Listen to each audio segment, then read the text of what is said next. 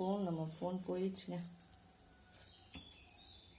Death ஆகிப்போச்சு phone. இன்னைக்கு ஒரு ஃபோன் வாங்கினா தான் நம்ம லைவ்லாம் பண்ண முடியும். இதுவே ஆஃப் ஆகி இதாகிடு.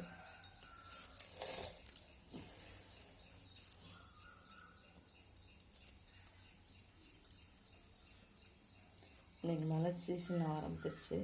மழை வர மாதிரியே இருக்குது கிளைமேட்டு நமக்கு.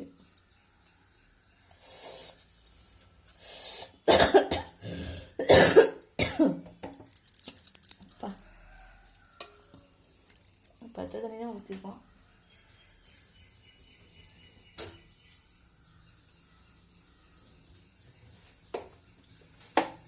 உருளைக்கிழங்கு குருமா ரெடி ஆயிடுச்சு. எண்ணெய் ஊற்றிட்டோம். கறி குருமா மாதிரி வேணும்னா உங்களுக்கு பட்டை கிராம்பு போட்டுக்கோங்க. பட்டை கொஞ்சம் போட்டுக்கோங்க, நல்லா டேஸ்ட்டாக இருக்கும். மட்டன் ஸ்டைலில் வேணும்னா பட்டையும் சோம்பும் போட்டுக்கோங்க.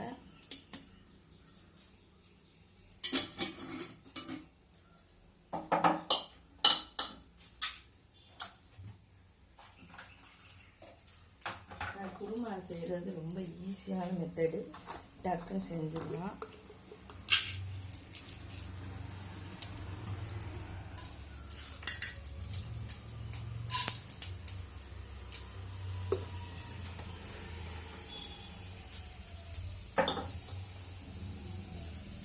நல்லா வதங்கிடுச்சு. நல்லா ப்ரௌன் கலரில் இருந்துச்சு. சட்டி நல்லா காஞ்சதுனால ப்ரௌன் கலரில் இருந்துச்சு. நம்ம வெங்காயத்தையும் போடுறோம்.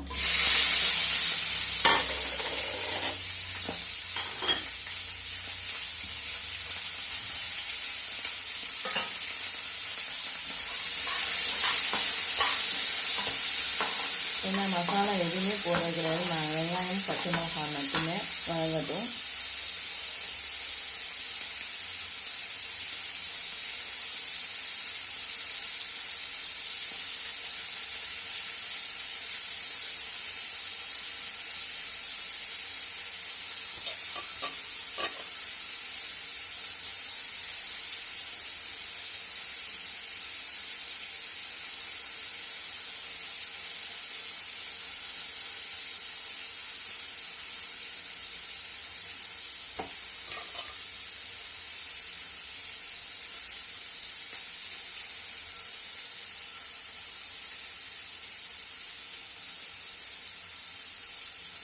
ரொம்ப சூடாக இருக்குங்க. நல்லா ஊட்டி ஊட்டி அப்படி மாதிரி இருக்குது. நல்லா ஊட்டி உருளைக்கிழங்கு மாதிரி நல்ல உருளைக்கிழங்கு. இதை ஒன்றா வச்சுக்குவோம் சாம்பாருக்கு.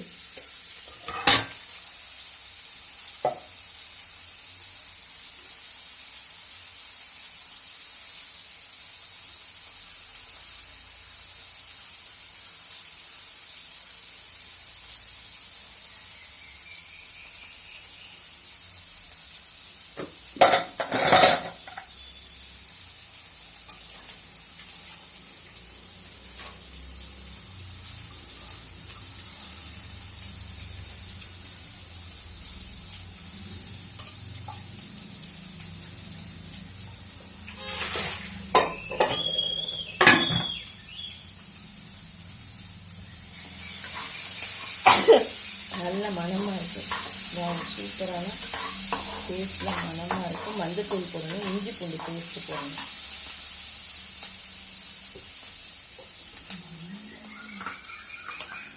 இஞ்சி பூண்டு பேஸ்ட்டு போடுறோம்.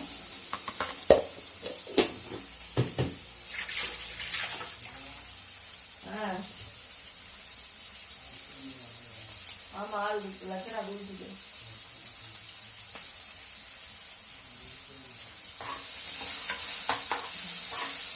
நல்லா இறங்கணும்.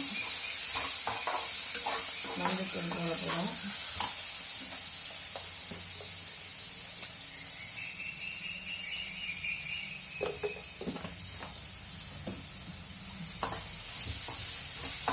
வதங்கிச்சு. சூப்பரான குருமா ரெடி. கொஞ்சம் பெருங்காயத்தூள்,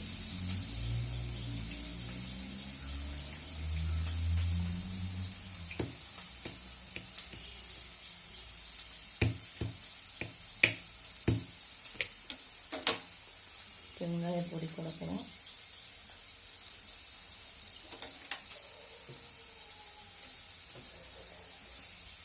இப்போ கொஞ்சம் கடலை மாவு. இது வந்து உருளைக்கிழங்கு ஹோட்டல் ஸ்டைலில் உருளைக்கிழங்கு வர்றதுன்னா கடலை மாவு போட்டாலும் நல்லா டேஸ்ட்டாகவும் இருக்கும், அதோடைய திக்னஸும் கிடைக்கும். ஹோட்டல் ஸ்டைல் குருமா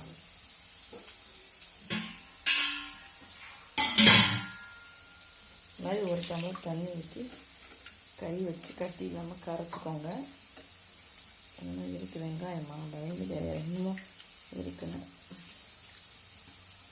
இதுதான் திக்னஸை கொடுக்கும் நமக்கு. பூரி குருமா ரெடி ஆகுது. வா சூப்பர். ஏன்னா அப்படியே போட்டு இது பண்ண முடியாது, கட்டி கட்டி ஆயிடும். இப்போ நம்ம ஊற்றி கிளறி விடுவோம். அதுக்கப்புறம் தான் உருளைக்கிழங்கு போடணும்.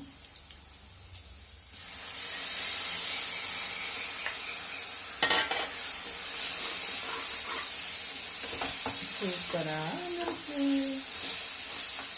கடலை மாவு ரெடி ஆயிடுச்சு.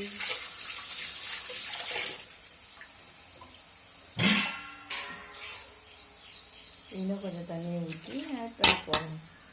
நீங்கள் தண்ணியில் எடுக்கணும். உங்களுக்குலாம் முட்டை மாதிரி இருப்பாருங்க உருளைக்கிழங்கு. சூப்பராக வந்துச்சு, கெட்டியாக இருந்துச்சு. எங்கள் வீட்டில் அந்த கடலைப்பருப்பு வேகலைன்னு திட்டுவாங்க. அதை மென்று சாப்பிடையில கடுன்னு இருக்கக்கூடாது, வெந்துட்டாலும் நல்லாயிருக்கும். ஆனால் அப்படி போட்டாலும் டேஸ்ட்டாக இருக்கும். அது அவங்களுக்கு புரியாது.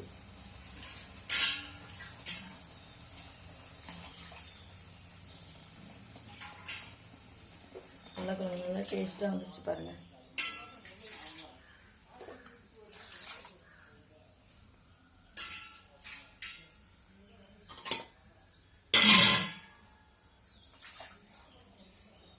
சூப்பராக வந்துச்சுங்க.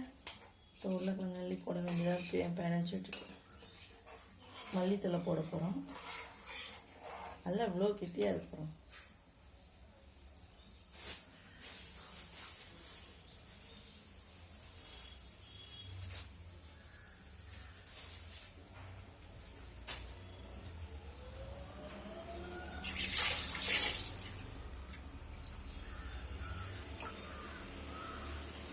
இந்த மாதிரி வெந்தால் தான் உருளைக்கிழங்கு நல்லா சாஃப்டாக இருக்கும்.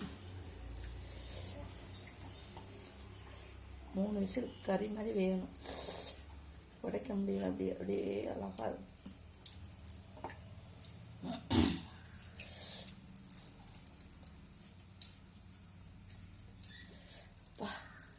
அப்பா சூடு அதிகமாக இருக்கு. அதை கூட பிரட்டிடலாம். அன்னைக்கு ஸ்கூல் லஞ்ச் பாக்ஸுக்கு இதை பிரட்டலாம். பட் வந்து தான் சாப்பிடுவாங்க. அன்றைக்கி பூரியை கொண்டு போகிறனால. அப்புறம் சூடுங்க.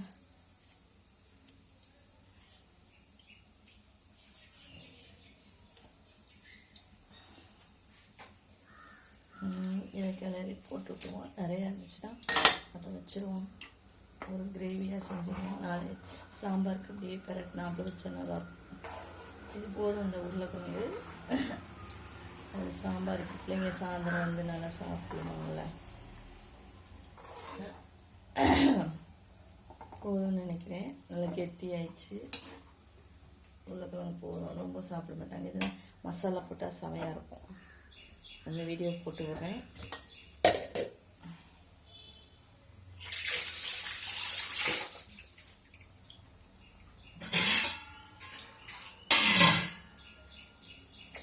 ரெடி. தண்ணி தான் நிறையா ஊற்றியாச்சு. இன்னும் நல்லாயிருக்கும்.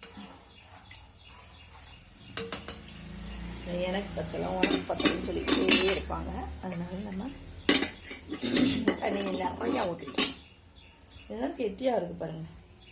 எவ்வளோ தண்ணி. Hotel style kurma ready. Idli kurma, தோசைக்கு வச்சுக்கிற போகிறோம், பூரிக்கு வச்சுக்கிற போகிறோம். இப்போ பூரி வந்து எப்படி சுருட்டுறது அப்படின்னு பார்ப்போம், தேய்க்கிறதுன்னு.